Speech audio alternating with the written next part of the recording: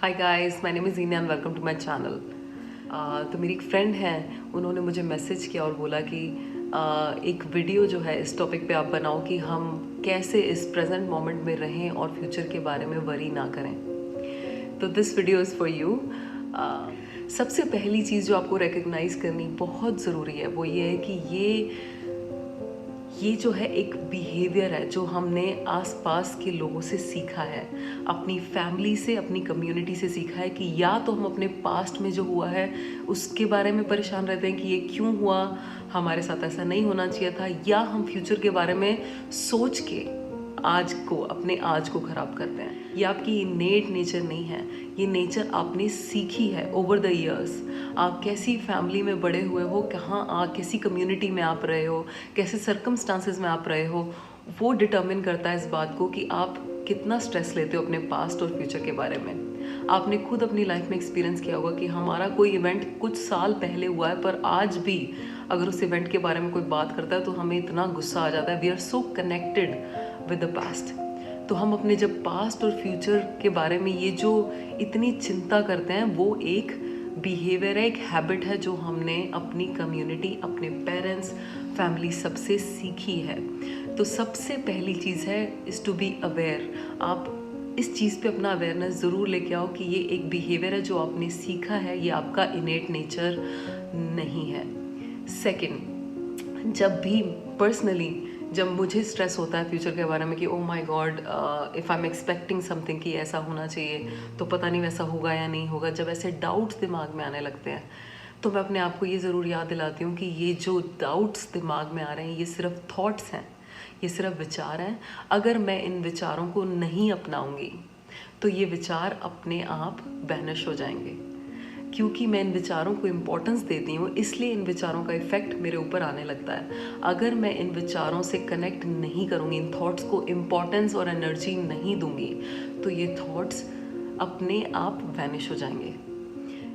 Third thing which is very very important is meditation. As I always say कि meditation करने से आपके लिए ये जो मैंने पहली दो बातें करी हैं, ये अवेयरनेस ले जाना कि ये आपने सीखा है, ये आपका इनेट नेचर नहीं है, और सेकंड कि ये सिर्फ एक थॉट है, आपको इससे एसोसिएट करने की ज़रूरत नहीं है, ये दोनों चीज़ें अपनी लाइफ में इम्प्लीमेंट करना आपके लिए तभी आसान होगा जब आप मेडिटेशन को अपनी लाइफ का पार्ट बना लोगे।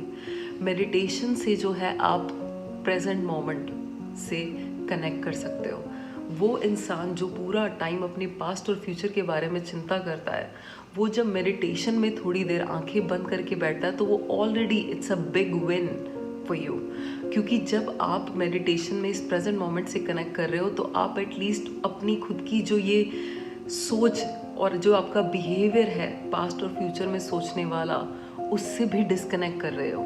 तो जितना ज़्यादा मेडिटेशन में बैठ के आप इस बिहेवियर से डिस्कनेक्ट करते जाओगे, उतना ज़्यादा ये जो नई पर्सनालिटी है, जो मेडिटेशन में बैठने के लिए तैयार है, अपने आप पे काम करने के लिए तैयार है, चेंज होने के लिए तैयार है, इस पर्सनालिटी का इफ़ेक्ट आपके ऊपर उतनी ही जल्दी और उतनी ही ईजिली आएगा।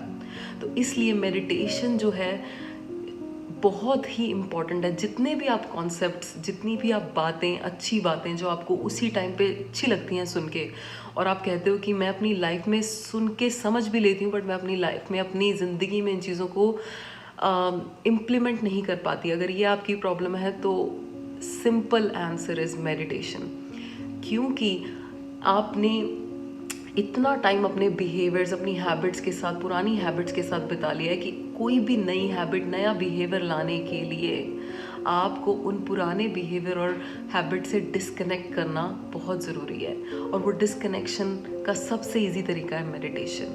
तो इसलिए मेडिटेशन मेडिटेशन मेडिटेशन, आप अपनी लाइफ के किसी भी एस्पेक्ट को मेडिटेशन के थ्रू चेंज कर सकते हो, बट उसके लिए टाइम तो सिर्फ आप ही निकाल सकते हो। आपके लिए मेडिटेशन कोई और नहीं कर सकता। तो अगर आप अपनी लाइफ को चेंज करना चाहते हो, अगर आपको ये जो थॉट्स आपको आते हैं पास्ट और फ्यूचर के बारे में, अगर इस तरीके से जीना आपको पसंद नहीं है, अगर आपको लगता है लाइफ जीने का अच्छा तरीका, बेटर तरीका है कोई, तो प्लीज़